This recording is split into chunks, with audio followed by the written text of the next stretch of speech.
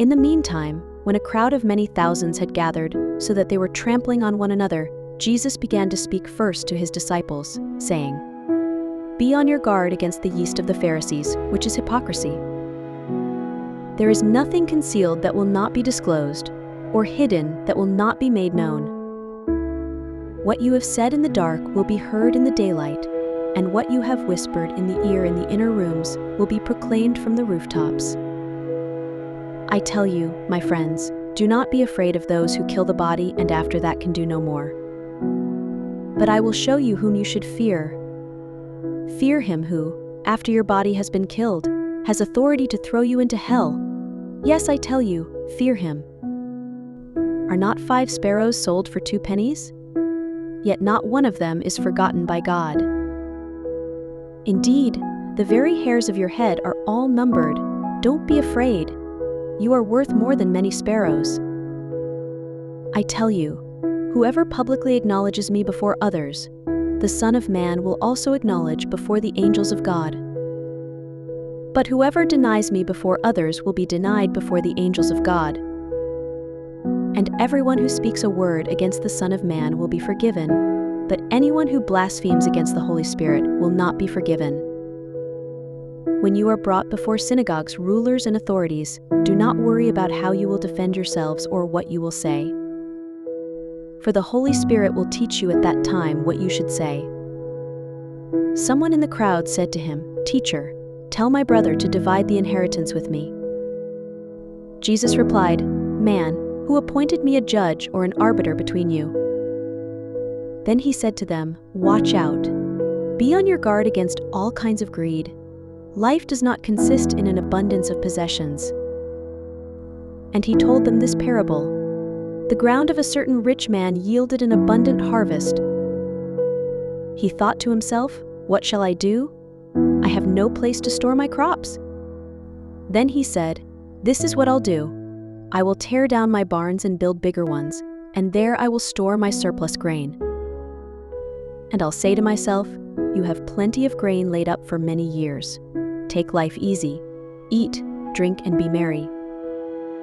But God said to him, "You fool, this very night your life will be demanded from you. Then who will get what you have prepared for yourself? This is how it will be with whoever stores up things for themselves, but is not rich toward God." Then Jesus said to his disciples, "Therefore I tell you, do not worry about your life, what you will eat, or about your body, what you will wear. For life is more than food, and the body more than clothes. Consider the ravens. They do not sow or reap, they have no storeroom or barn, yet God feeds them, and how much more valuable you are than birds. Who of you by worrying can add a single hour to your life? Since you cannot do this very little thing, why do you worry about the rest? Consider how the wild flowers grow. They do not labor or spin. Yet I tell you, not even Solomon in all his splendor was dressed like one of these. If that is how God clothes the grass of the field, which is here today, and tomorrow is thrown into the fire, how much more will he clothe you, you of little faith? And do not set your heart on what you will eat or drink. Do not worry about it, for the pagan world runs after all such things, and your Father knows that you need them. But seek his kingdom, and these things will be given to you as well. Do not be afraid, little flock, for your Father has been pleased to give you the kingdom. Sell your possessions and give to the poor. Provide purses for yourselves that will not wear out, a treasure in heaven that will never fail, where no thief comes near and no moth destroys. For where your treasure is, there your heart will be also. Be dressed ready for service and keep your lamps burning. Like servants waiting for their master to return from a wedding banquet, so that when he comes and knocks they can immediately open the door for him. Blessed are those servants whom the master finds vigilant on his arrival. Truly I tell you, he will dress himself to serve, will have them recline at the table, and will come and wait on them. Even if he comes in the middle of the night or toward daybreak and finds them so, blessed are those servants. But understand this, if the owner of the house had known at what hour the thief was coming, he would not have let his house be broken into. You also must be ready, because the Son of Man will come at an hour when you do not expect him." Peter asked, "Lord, are you telling this parable to us or to everyone?" The Lord answered, "Who then is the faithful and wise manager, whom the master puts in charge of his servants to give them their food allowance at the proper time? Blessed is that servant whom his master will find so doing when he comes. Truly I tell you, he will put him in charge of all his possessions.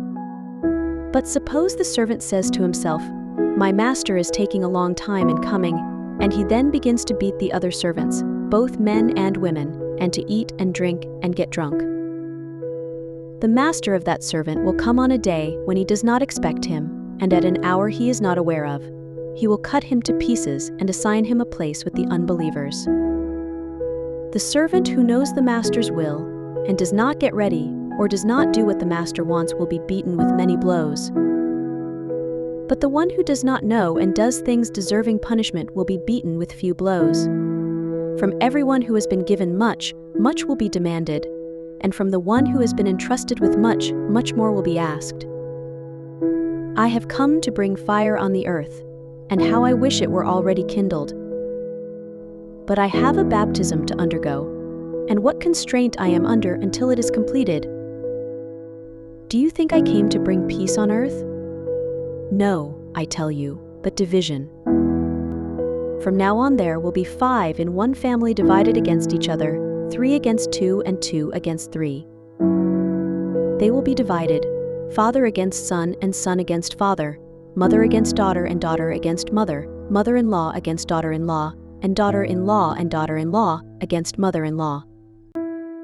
He said to the crowd, "When you see a cloud rising in the west, immediately you say, 'It's going to rain,' and it does. And when the south wind blows, you say, 'It's going to be hot,' and it is. Hypocrites! You know how to interpret the appearance of the earth and the sky.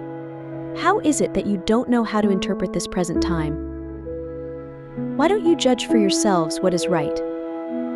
As you are going with your adversary to the magistrate, try hard to be reconciled on the way, or your adversary may drag you off to the judge, and the judge turn you over to the officer, and the officer throw you into prison. I tell you, you will not get out until you have paid the last penny.